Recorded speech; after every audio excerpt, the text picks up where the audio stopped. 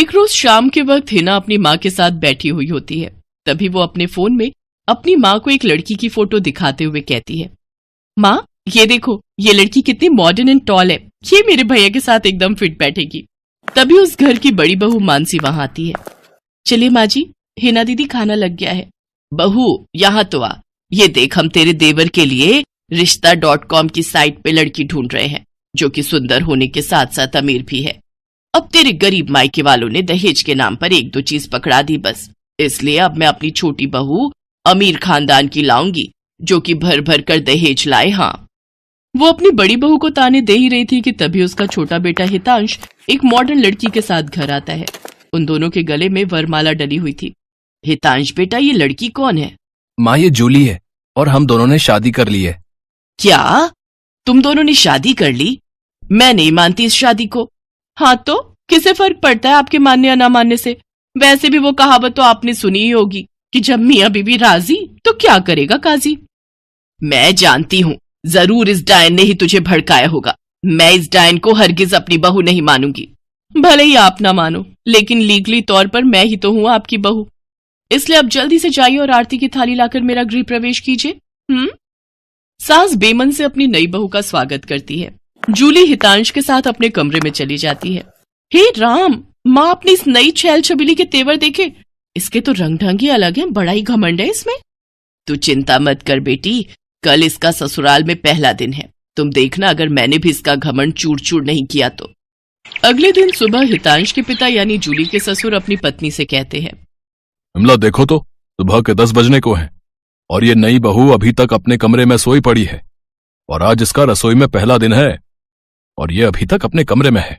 तुम रुको जी, अभी मैं इसकी खबर लेती हूँ। नई बहू, अरे ओ नई बहू। कुछ देर बाद जूली वहां आती है। क्या बात है मम्मी जी, क्यों सुबह सुबह इस घर को मच्छी बाजार बनाकर रखा है? छोटी बहू ये क्या तरीका है अपनी सास से बात करने का? हितांश, हितांश जरा बाहर आना तो।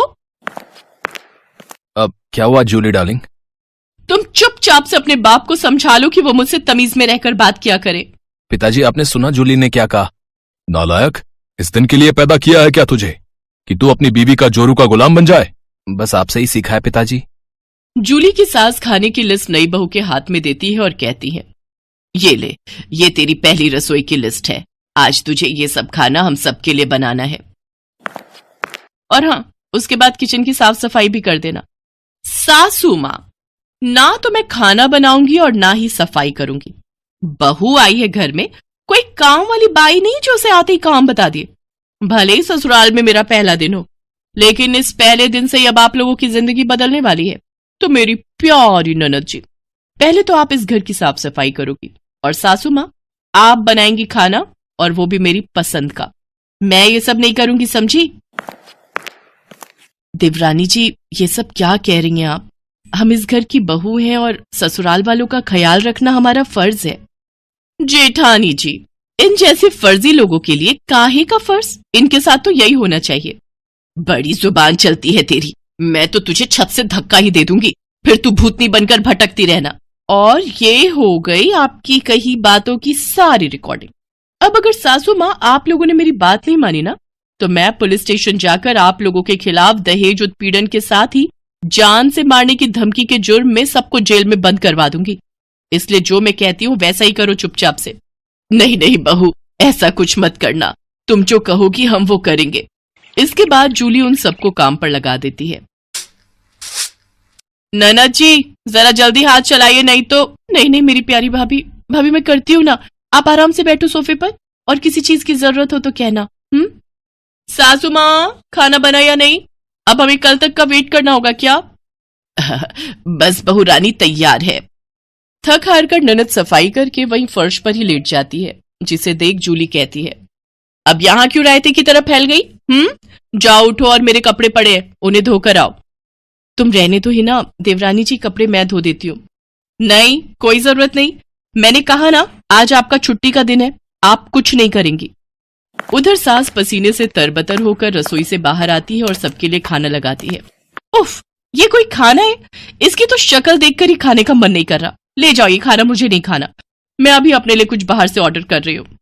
लेकिन बहू, मैंने इतनी मेहनत से बनाए हैं, पूरे 2 घंटे लगे हैं मुझे रसोई में खड़े हुए। तो मैं क्या करूं? आप ससुर जी ये खाना ले जाकर बाहर कुत्तों को डालाना, और आपको जो मैंने सब्जी लाने का काम दिया था क्या वो आपने कर दिया? हाँ बहू, मैं बाजार से सब्जियां ले आया हूँ। Very good. अच्छा लिसन, शाम को मैंने घर पर पाजामा पार्टी ऑर्गेनाइज की है, तो अब आप तीनों जाओ और जल्दी से जाकर शाम के खाने की तैयारी करो। इसके बाद वो तीनों किचन में जाते हैं। हिना रोते हुए अपनी माँ से कहती है, माँ, ये नई भाभी हमारे साथ ऐसा क्यों कर रही है? बड़ी भाभी ने तो कभी हमारे साथ ऐसा नहीं किया।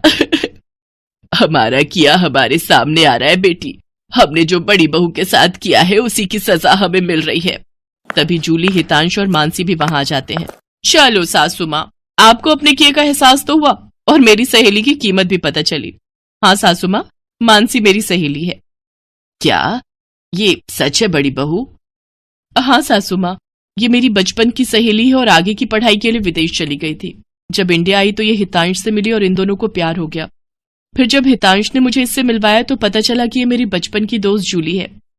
सॉरी माँ जी, मैं आपके साथ ये सब करना तो नहीं चाहती थी, लेकिन आपने जो मेरी सहेली के साथ किया उसी का बदला लेने के लिए मैंने ये सब किया। बड़ी बहू, हमें माफ कर दे, तेरी तकलीफ को हम समझ ही नहीं पाए। इसके बाद सबने मानसी से माफी मांगी। मानसी ने सबको माफ कर दिया और इस तरह नई बहू का ससुराल में पहले दिन का प्लान पूरा हो गया।